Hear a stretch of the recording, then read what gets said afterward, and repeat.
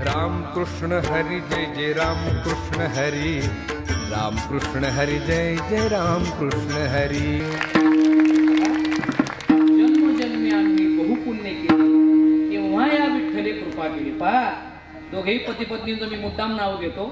इथं या ठिकाणी ज्या गेल्या यांच्या धर्मपत्नी अगोदर त्या वैकुंठवासी अखंड सौभाग्यवती द्रुपदाबाई भगवान कंद वय वर्ष 87 ला गेल्या। पहा, काहीतरी पूर्वजन्मीचं पुण्य असेल। प्रत्येक स्त्रीला असं वाटतं की सौभाग्याचं लेणं घेऊन जावं, आणि या कंद परिवारातल्या मातोश्री जरी गेल्या असली तरी तुम्हाला दुःख होणं साहजिक आहे, पण त्यांच्या जीवनाचं सोनं झालेलं आहे। कारण त्या अखंड सौभाग्यवती गेल्या आणि 97 वर्षापर्यंत आपल्या पतीची साथ दिली। आपल्या 87 वर्षापर्यंत आपल्या पतीला साथ दिली, आणि त्यानंतर 2 वर्षांनी पती गेले, आणि ते सुद्धा जाताना 97 वय बरोबर घेऊन गेले।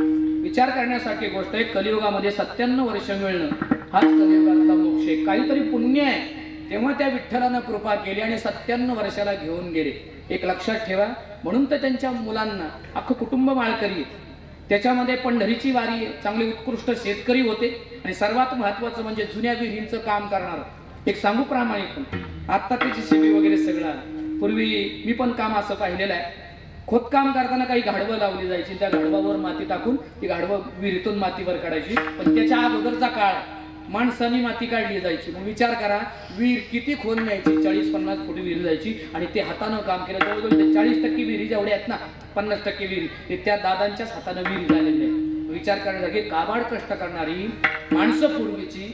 पहा, 3 मुलं आहेत, 3 मुलांना उच्च पदावर पोहोचवलेलं आहे, चांगल्या पद्धतीने जीवन जगले, आणि हे जीवन जगण्यामागचं कुणाचं पुण्य आहे माहितीये का?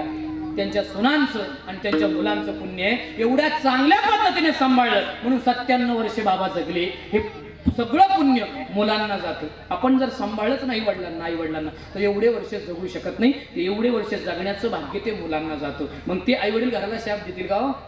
नाही देऊ शकत। जगाच्या पाठीवर बाप नावाचा माणूस किती काबाड कष्ट करतो, बाप नावाचा माणूस एवढा काबाड कष्ट करतो, आणि शेवटी एक दिवस संपत्तीचा मालक करून लेकरांना निघून जातो ना, तो बाप काय करतो? तो बाप करी जोडी लेकुराचे ओढी, लेकुराच्या ओढीनं बाप काबाड कष्ट करतो। मुलीच्या लग्नासाठी बाप झिजतो, आणि एक दिवस लग्न येतं ना, त्या दिवशी बापाच्या डोळ्यात सकाळपासून ते मुली जाईपर्यंत डोळ्यात पाणी असतं, पण ते डोळ्यांच्या पापणीपर्यंतच येतं, ते गालावर कधी बाप येऊन देत नाही। आणि सगळ्यात शेवटी शिवमंगल सावधान होतं, आणि ती मुलगी सासरी जायला निघते, तेव्हा सगळ्यांच्या गळा पडून रडते। ती जुन्या मुली रडायच्या बरं, आता रडणंच संपलं। पप्पा येते बरं मी, मम्मी येते बरं मी, नानी येते मी, काय रडणंच गेली लोकांचं। पण पूर्वीचा बाप आणि त्याची लेक जर निघाली तर शेजाऱ्या पाजाऱ्यांच्या गळ्यात पडून रडायची। सगळ्यांच्या गळ्यात पडताना बाप पाहतोय, बापानं सगळं पाहावं, आणि मुलगी बापाजवळ आली, बापाच्या खांद्यावर शिर ठेवलं, आणि डोळ्यातून घळा पाणी आलं, बापाचं हृदय भरून आलं, पण बापानं सगळं हृदय पिचवटून ठेवलं, आणि एक डोळ्यातून बापाच्या टिपूस आला नाही। बापानं लेकीच्या अंगावरून हात फिरवला, आणि बाप मनातल्या मनात विचार करतो, मी जर रडलो तर माझी लाडकी लेक जाताना रडेल, मला तिला जाताना हसरं पाहायचंय। ताई, डोळे पुस, जाताना सासरी दुःखानं जायचं नाही, जाताना आनंदानं जायचं, चेहऱ्यावर हसवान। बापाला रडू फुटतंय पण बाप रडत नाही। शेवटी गाडीत बापानं बसवलं, आणि निकीला म्हणलं रडू नकोस, हात केला, टाटा झाला, आणि पाहता पाहता ती गाडी पुढे गेली, दिसेनाशी गाडी झाली।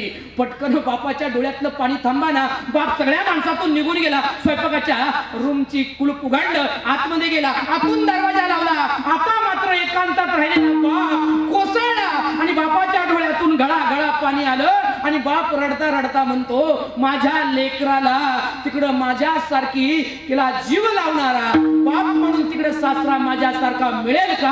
हा एकांतात रडणारा बाप आताच्या पिढीला कळाला ना, तर एकही मुलं, एकही सुनबाई सासू सासऱ्यांना आणि आपल्या बापाला सांभाळल्याशिवाय राहणार नाही। फक्त त्यांचं एक चित्त ठेवा। राम कृष्ण हरी जय जय राम कृष्ण हरी, राम कृष्ण हरी जय जय राम कृष्ण हरी।